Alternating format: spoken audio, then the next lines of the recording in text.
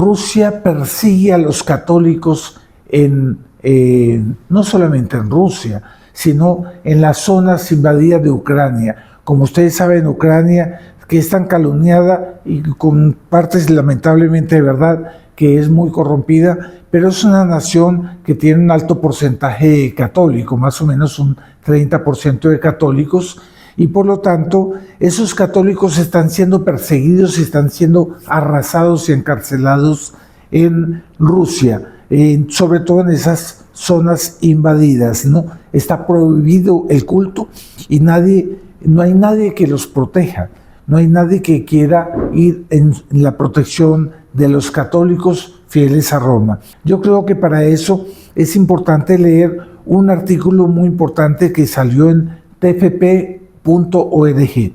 ¿Por qué todos los católicos deberían apoyar a Ucrania? Escrito por Edwin Benson. Quizás el mejor símbolo de la guerra en Ucrania fue una fotografía que la agencia católica de noticias publicó al comienzo del conflicto. Muestra las ruinas de la iglesia de la Natividad de la Santísima Virgen en la región ucraniana de Sintomir. Aquí la voy a colocar. Según el pie de foto, fue construida en 1862. Una bomba rusa la destruyó 160 años después. Esta foto encierra una ironía impresionante. La iglesia de la Natividad se construyó durante el reinado del zar ruso Alejandro II, quien consideraba revolucionarios a los católicos ucranianos. Pues bien, sobrevivió a ambas guerras mundiales. Se mantuvo en pie cuando la Unión Soviética se convirtió en polvo. Esta pequeña iglesia fue un puesto de avanzada de madera pintada en blanco, símbolo de la presencia de nuestro Señor durante toda esta agitación. Ahora está destruida. Muchas otras iglesias católicas yacen en ruinas debido a la ocupación rusa. Cierto que esto Occidente no lo conoce. La destrucción de una iglesia es un acto especialmente atroz, pues viola lo sagrado, priva a los fieles de un lugar de culto al único Dios verdadero.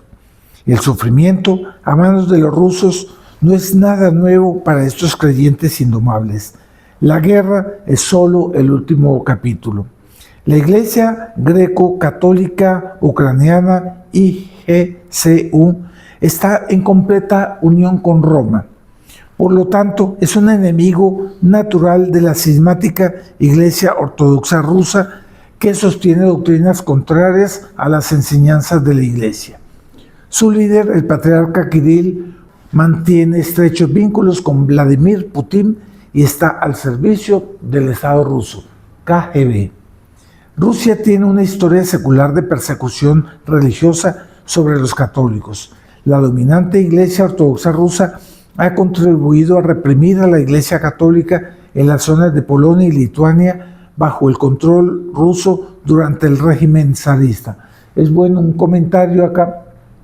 Los católicos en Rusia son 0%. Bueno, para decir la verdad es un 0.2%, lo cual es prácticamente cero, porque está prohibido ser católico en Rusia.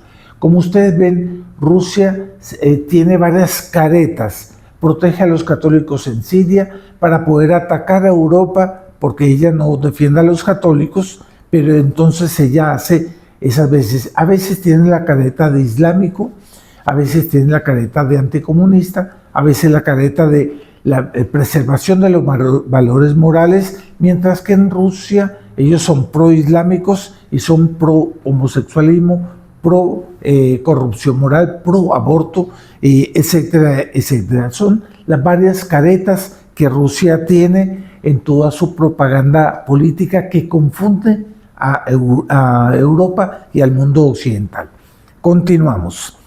Este legado continuó bajo el régimen soviético, cuando la Iglesia Católica Ucraniana se vio obligada a pasar a la clandestinidad. Sus templos fueron ocupados y sus sacerdotes fueron martirizados.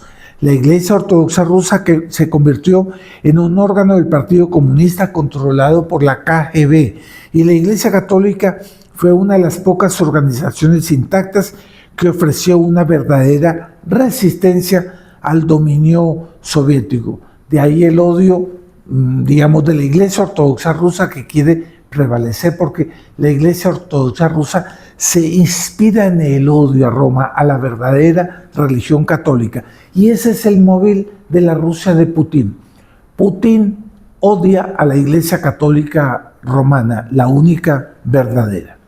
Hoy en día, la misma animosidad sobrevive y se intensifica a medida que el régimen de Putin intenta eliminar tanto al Estado ucraniano independiente como a la Iglesia Católica ucraniana. El hombre en el ojo del huracán actual es el arzobispo mayor Sviatoslav Shevchuk de Kiev Halich, primado de la Iglesia Católica ucraniana, El arzobispo católico creció bajo el régimen soviético, una experiencia que le enseñó lecciones difíciles. Según su biografía, sacerdotes católicos clandestinos solían celebrar la Santa Misa en su casa familiar. Gran parte de su educación provino de sus abuelos, a quienes describe como una enciclopedia ambulante de la historia de la Iglesia y del país. Este santo arzobispo Sviatoslav Shevchuk es una expresión viva de la persecución católica en Rusia y en Ucrania. El arzobispo Shevchuk lleva relatos desgarradores de la vida católica ucraniana a las capitales del mundo. El 7 de noviembre del 2022 visitó al Papa Francisco en Roma. Según Catholic News Service, le entregó al Papa un fragmento de un artefacto explosivo ruso que destruyó una iglesia en la ciudad de Irpin, otra iglesia. Es un regalo, entre comillas, muy simbólico, no solo porque Irpin fue una de las primeras ciudades mártires afectadas por la agresión rusa contra Ucrania, sino también porque fragmentos similares de minas terrestres se extraen de los cuerpos de soldados, civiles y niños ucranianos.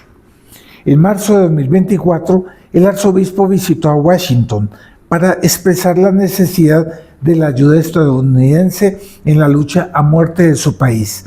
El arzobispo explicó a Newsweek, hoy en el territorio ocupado no hay ni un solo sacerdote católico. Entonces hay persecución a los católicos por parte de Putin, por parte de Rusia. Todos mis sacerdotes, inclusive los católicos romanos, fueron expulsados o encarcelados.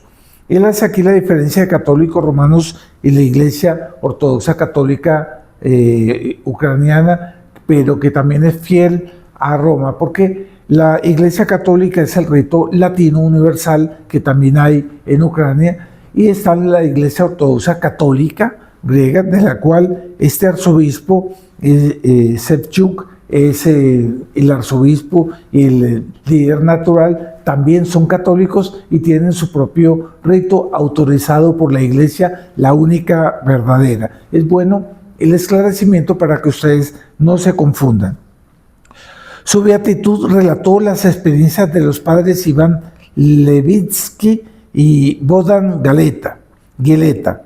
Ambos se negaron a abandonar sus feligreses cuando los soldados rusos les ordenaron hacerlo. Los rusos los capturaron en noviembre de 2022 y los encarcelaron hasta junio del 2024. La grave situación explica la petición de apoyo del arzobispo.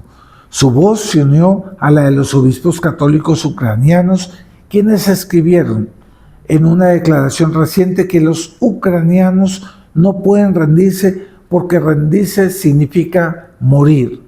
Es decir, los católicos ucranianos son la base de la resistencia del pueblo ucraniano contra Rusia, contra el eje del mal de Rusia, China, Irán, Corea del Norte.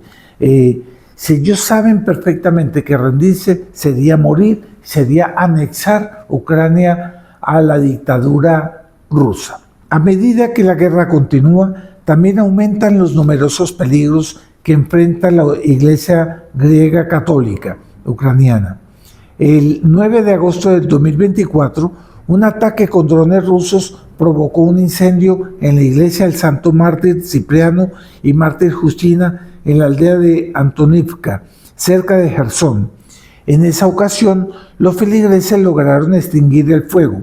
Desafortunadamente, 2 días después, un cohete ruso impactó el santuario y lo destruyó por completo. Es decir, están haciendo una verdadera destrucción de todos los templos sagrados y intimidación a los católicos.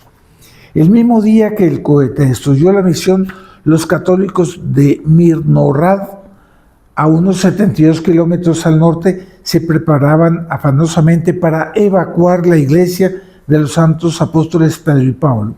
Los feligreses empacaron todos sus objetos de valor y los transportaron a Dnipro. El padre Iván Vasilenko describió la ardua pero necesaria labor, entre comillas. Estamos iniciando la evacuación de la iglesia de los santos Pedro y Pablo. Me duele, me siento desolado. Tenemos que transportar el iconostasio, un muro de icono que actúa como biombo medieval, separando las naves del santuario. Los iconos, los estandartes, la biblioteca fue construida para gloria de Dios y la salvación de las almas. El enemigo ya está cerca, así que esto es todo lo que podemos hacer. El destino de las iglesias y la captura de sacerdotes católicos es un pequeño indicio de lo que sucederá a los católicos si Ucrania pierde la lucha por su supervivencia. La iglesia perderá su libertad y volverá a la clandestinidad. Ucrania volverá a la época de martirio y sufrimiento. Conclusión, yo concluyo aquí. Esta guerra de Ucrania, más que una guerra por la soberanía de una nación legítima, como es Ucrania, es también una guerra religiosa, es la supervivencia de su propia fe como nación católica. Por lo tanto, es difícil entender por qué algunos católicos se niegan a apoyar a Ucrania en esta guerra. Algunos incluso defienden a Rusia ortodoxa como defensora de la fe. Ella no es defensora de la fe. El destino de sus correligionarios en Ucrania debería al menos conmoverlos con solidaridad. ¿Por qué no es defensora de la fe? Rusia solamente tiene un 5% de población creyente. La mayoría son iglesia ortodoxa rusa que son contrarios a Roma y que son corrompidos hasta la médula. Es un país que no tiene valores morales, como nos engañan y como nos hacen pensar. Por lo tanto, ellos, tomándose Ucrania, se pierde la fe católica y va a ser prohibida y va a ser perseguida como lo está haciendo en Siria. El testimonio del arzobispo ucraniano también debería impulsar a Occidente a la acción. La pequeña iglesia de la Natividad de la Santísima Virgen en la región ucraniana de Shintomir es un símbolo conmovedor de lo que le espera a Ucrania si sus súplicas por su pueblo sufriente no son escuchadas. Ya en Rusia, un dato desconocido por el occidente no existe. Solamente hay 0,2% de católicos en Rusia, es decir, 0%. El tercer punto, presionan a Ucrania a entregarse incondicionalmente. Dicen que Rusia no acepta la tregua propuesta en las conversaciones en Arabia entre Estados Unidos y Ucrania. Rusia no quiere, porque ella quiere la guerra, quiere tomarse enteramente a Ucrania, por lo tanto no está interesada en una tregua. Entonces propone una tregua, pero con condiciones. Esas condiciones son exactamente someterse a Rusia, es decir, son imposibles de aceptar porque sería una rendición incondicional.